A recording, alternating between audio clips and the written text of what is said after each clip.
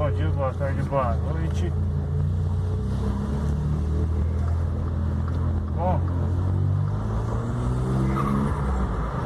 eu dei uma mexidinha no flutter aqui, agora eu vou dar uma voltinha pra ver como ficou.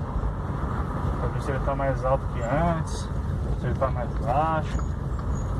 Espero eu que esteja mais alto, né? Mas quando mexe no flutter é meio complicado.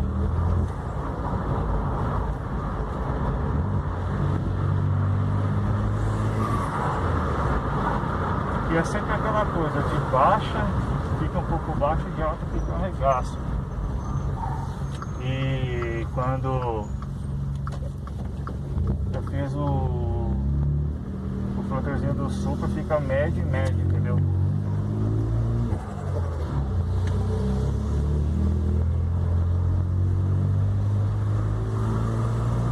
Pra ter uma ideia.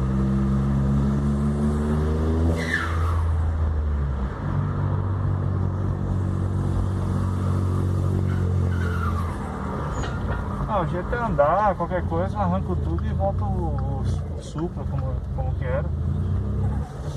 Mas é foda, é complicado, né? Ficar mexendo nesses bagulhos.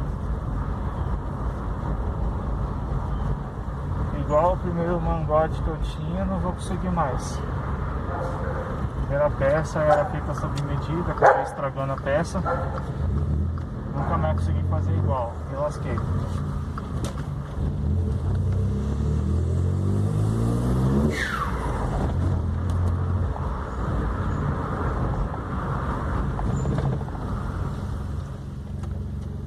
Agora é meio complicado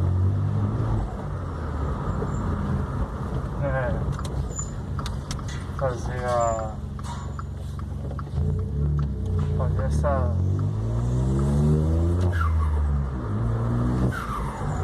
essa peça.